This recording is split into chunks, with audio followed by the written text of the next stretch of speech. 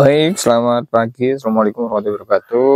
Untuk Sobat Agro yang hari ini kita mau sharingkan yaitu tentang kendala-kendala dalam persemaian kakao atau penyakit-penyakit dalam perkembangan tanaman kakao ya.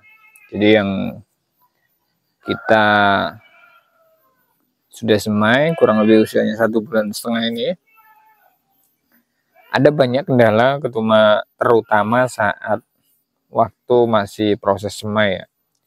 Jadi kalau untuk semai dari biji untuk menjadi tanaman seperti ini, itu kendala yang sering dihadapi yaitu pertama, bijinya dimakan ulat gagak. Kalau di sini namanya ulat gagak, nanti kita tunjukkan gambarnya di sini ya, biar teman-teman mungkin di tempat lain namanya berbeda.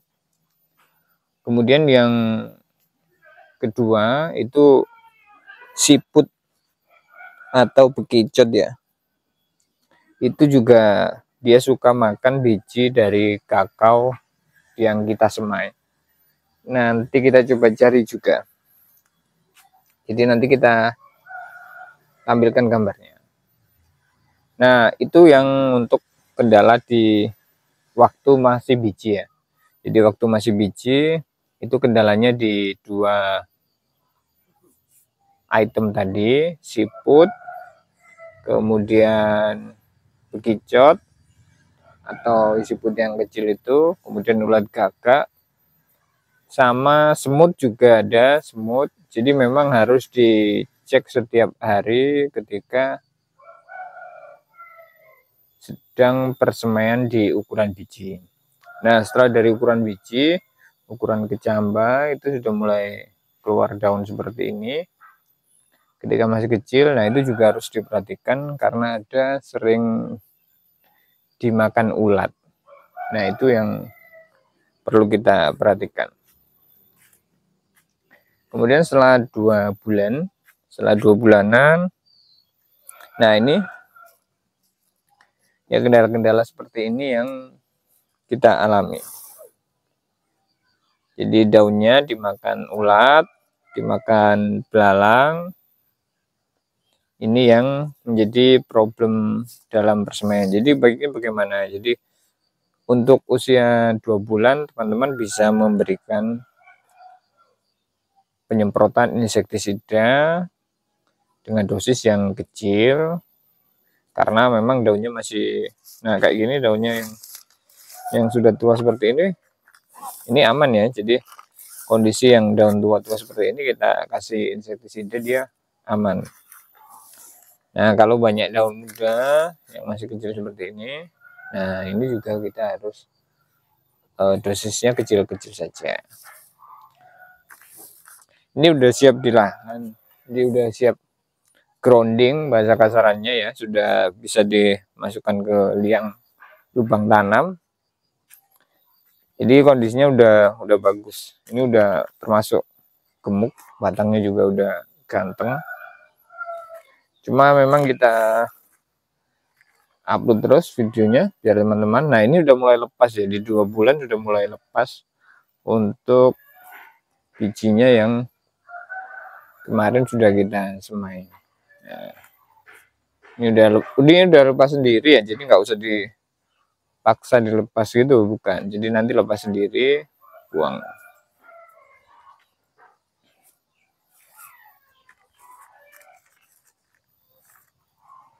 Nah, ini bijinya yang sudah lepas sendiri, jadi tidak perlu kita copot karena nanti lepas sendiri.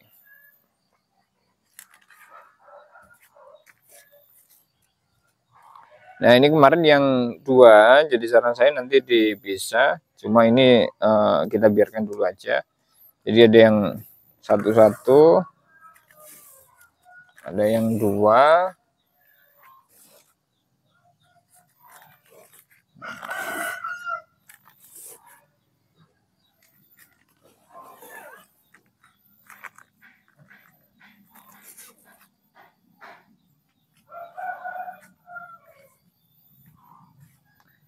Itu yang utama ya. Jadi kalau buat teman-teman yang memang mau semai, jadi pastikan sudah memahami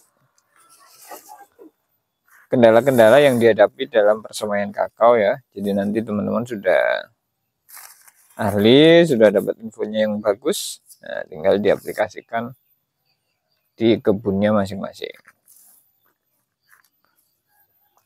Kemudian untuk usia produktifnya itu di 1,8 sampai 2 tahun, insya Allah sudah bisa produktif untuk tanaman kakao jenis MCC 02-nya ya. Jadi tidak perlu sampai 4 tahun atau 5 tahun. Jadi karena biji kita ini bersertifikat, jenisnya valid, jadi teman-teman bisa semai sendiri, khususnya untuk teman-teman yang di luar Jawa yang ingin mendapatkan biji atau bibit kakao yang berkualitas. Nah, jadi setelah beli 1 kali, teman-teman kan bisa nanti ini dijadikan indukan sambung. Kenapa kok tidak langsung bibit saja untuk keluar Jawa? Nah, dari pengalaman kita, untuk tanaman kakao jika dikirim keluar Pulau Jawa, kebanyakannya mengalami stres dan mati.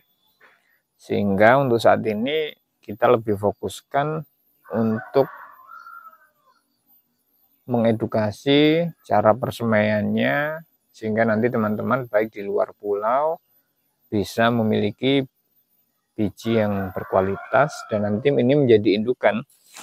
Jadi teman-teman sudah tidak perlu membeli bibit lagi, artinya nanti disemai sendiri, dan ketika ini sudah jadi indukan, ketika nanti teman-teman ingin melakukan tambal sulam ke tanaman kakao yang lokal atau tanaman kakaonya yang lama, nah cukup diambilkan dari entres indukan yang sudah dimiliki jenisnya ini, seperti itu.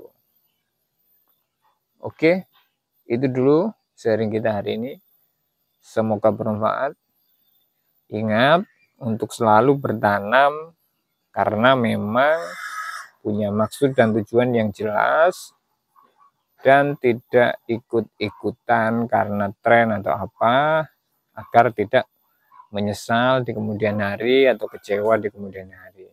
Karena pasar itu bisa naik, bisa turun, yang itu merupakan dinamika dalam supply, ada yang cari, ada yang beli, ada yang punya, ada yang menyediakan. Nah, itu kita harus pahami.